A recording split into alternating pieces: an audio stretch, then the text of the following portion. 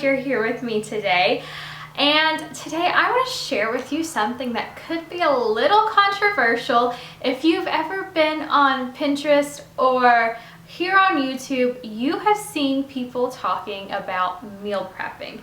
And it is literally everywhere. Everyone talks about it, and they talk about all these different things they do and how they spend so much time getting ready for meals or preparing meals in advance. And I'm here to tell you why I don't do it and why I think you shouldn't do it either. So if you're a fan of meal prepping, if it works for your family, go for it. I'm not going to tell you that it doesn't work for everyone, but I am going to tell you why it doesn't work for me and why I have yet to see it work for someone else. So let's get going. So meal prepping is essentially preparing meals in advance, preparing ingredients in advance, and like doing freezer ready meals and things like that. And in theory, it is a wonderful thing, but I don't really think there's a good way to execute meal planning. I have several different reasons, and I just don't think it's worth it, y'all. So you spend hours and hours and hours preparing meals and then putting them right back in the fridge or freezer because they're already cooked, you need to preserve them, or you spend forever chopping, washing vegetables, getting them ready, and I just don't really see the point of it. So personally, most things and most meals that you cook and then throw in the freezer don't taste as good whenever you reheat them. Some things do, like soups can be okay, and that's it off the top of my head really. And I still haven't really frozen soups, I just prefer to make it fresh. But vegetables, their textures change, your sauces get dried up. I've tried doing pastas in the freezer and I literally cannot get enough sauce in the pasta for it to not come out dry. Some things are great as leftovers, but frozen and then brought back and reheated, it just doesn't work at all. I also know people that will like make a meal in advance and put it in containers for the fridge, and I understand that if you're doing it maybe for lunches, or you know you're not going to be home one night and you literally only have time to reheat something. But even then, if you have them all in individual containers, you have to reheat however many how many people you have in your house, that many containers, and why not spend that 15-20 minutes actually making a meal? There are tons of recipes on Pinterest with 15 to 20 minute meals. So the second reason I don't really understand meal prepping is the actual like cutting vegetables up. So personally, I've tried it once and I cut up too many vegetables, too little of something, or I didn't use it before they went bad. Vegetables, once you cut them, have a very small shelf range, like 3 to 4 days at the most.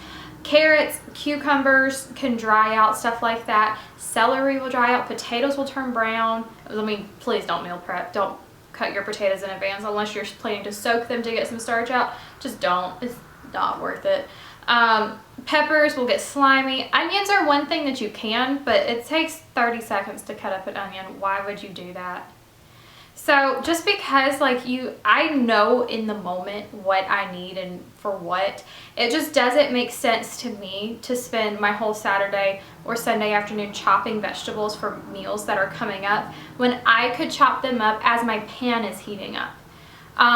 A lot of times I will wash my vegetables, put my pan and oil on the stove to heat up, and then cut my vegetables, and by the time my pan is hot and ready to use, my vegetables have been cut.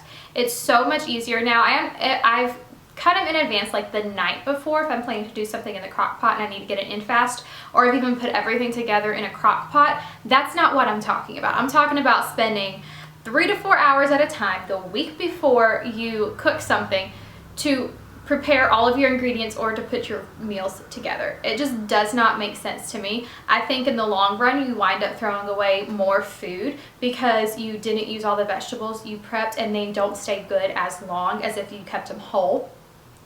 And it takes up so much space in your fridge. So you have your vegetables, but once you cut them, they take up more space, and then you have to find containers to put them in when they were just loose vegetables. And it takes up space in your fridge that, I don't know about y'all, I don't have that much space in my fridge. It is very limited. We have a small fridge, and most of my fridge space is taken up with condiments.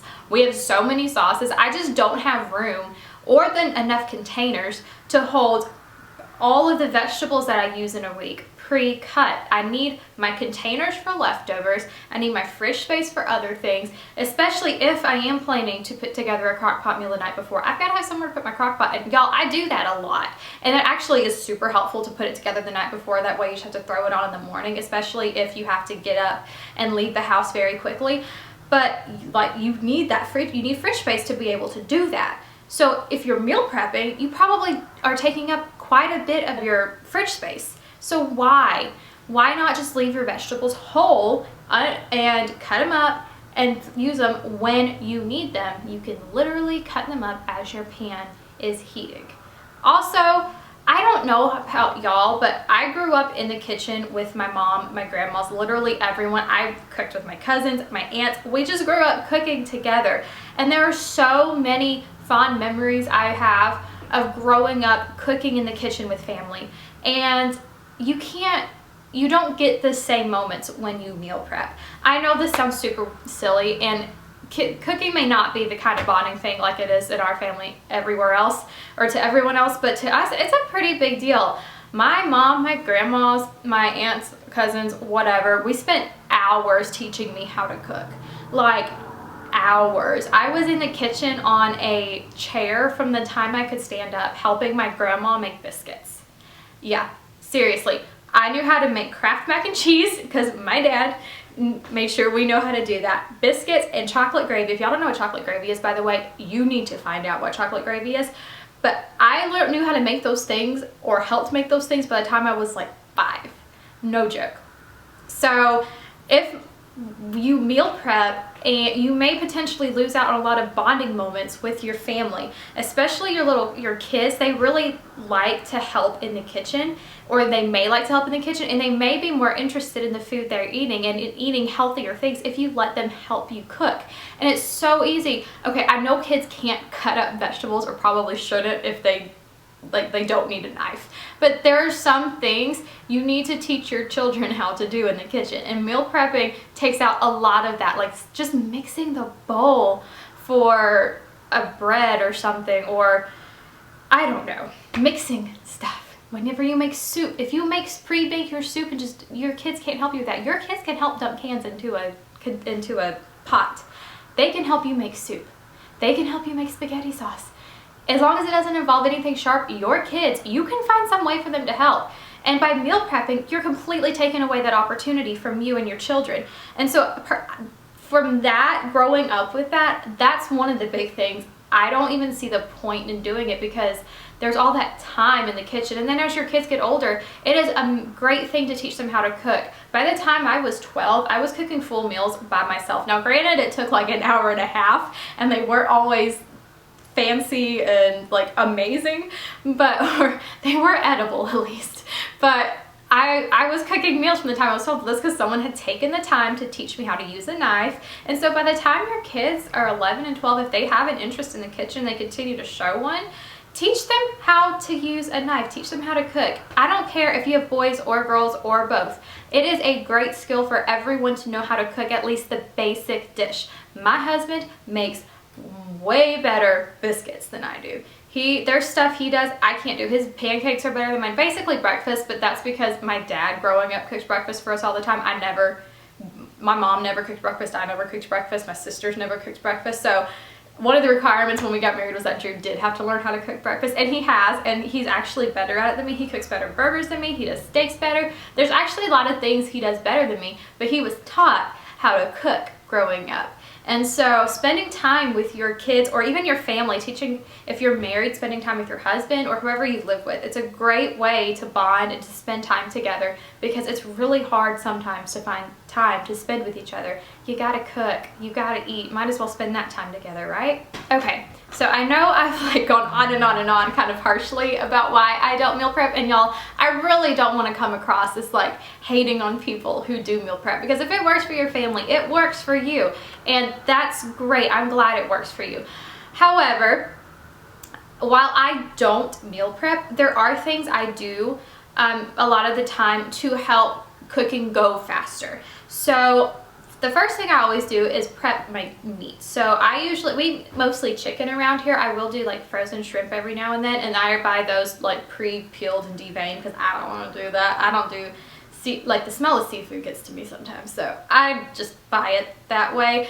But we eat mostly chicken, and I will buy like a big family pack at Sam's, and so it comes with like 7-8 chicken breasts in it.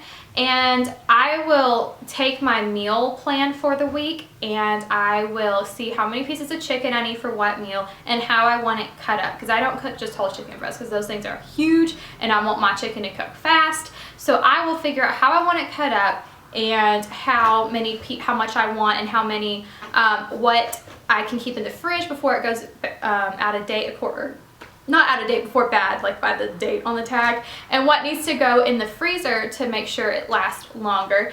And as soon as I open that pack of chicken, whatever meal it's for, I will spend 10 to 15 minutes trimming it up, making sure all the fat's off of it, all the gross stuff that it's just gross. Y'all know what I mean.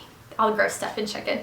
Making sure that's cut off, and then I will label some quart-sized freezer bags with like a Sharpie and write on there what meal it's for, and then I will put my chicken that I've cut up specifically for that meal in that bag, and I'll keep it either in the fridge or put it straight into the freezer for whatever meal I have planned. And that cuts out actually a good amount of my cooking time, and it's actually worth it because chicken can't touch. Raw chicken cannot touch, y'all, I cannot talk. I've been teaching all day. Raw chicken cannot touch stuff that like veggies are gonna touch next. So like I have to cut up my veggies and then my chicken, but a lot of the time I need to cook my chicken before my veggies, and so it just throws everything off. And so it actually does save me quite a bit of time, and it can save you time to cut your chicken up in advance. That way you just have to throw it into the pan and there's no prepping of the chicken involved during cooking time. That actually is very helpful, and that is worth prepping. Also, it is worth it to wash your fruits and vegetables as soon as you get them home. I don't always do this, mainly because I don't always have time depending on when I pick up my groceries, but go ahead and wash them. They'll last a little longer, they'll stay fresher longer, they look better, and you don't have to worry about, washing and then drying and then cutting. It's not like it takes that much time to wash it, but it's just really nice when you are in a hurry to not have to wash your vegetables. And then if you're worried about like making sure you get all like the pesticides off of it, and you like do a vegetable wash, I have a vegetable wash from Trader Joe's. Hang on, I'll go grab it. Okay, so like you get a fruit and veggie wash, and you can let your fruit and vegetables soak in it for 5-10 minutes to make sure all the wax comes off, all of the things on the outside from travel, pesticides, whatever, washes off of it. It literally pulls off all the dirt. Your water will be like nasty yellow brown whenever your vegetables get done soaking, and so it actually is worth it to do that. And you can get, this one's from Trader Joe's, but these are everywhere. We just picked up ours at Trader Joe's. So I really do think it is worth it to wash your fruits and vegetables as soon as you get them home. And that, it kind of is like meal prepping, but really it's just easier. Hey y'all, it's very early. I'm actually about to head into work, but my camera cut out on me right. I was about to finish wrapping up filming.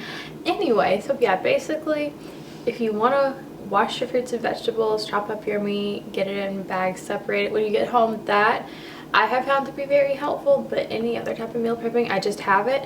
So yeah, that's all I wanted to share with you today. If you like this video, don't forget to give it a thumbs up, and if you want to subscribe, go ahead and do that now. I post regularly about just my life and things I like to do, so yeah, we just try to have fun on here. So subscribe if you want, and I will talk to you again soon. Bye.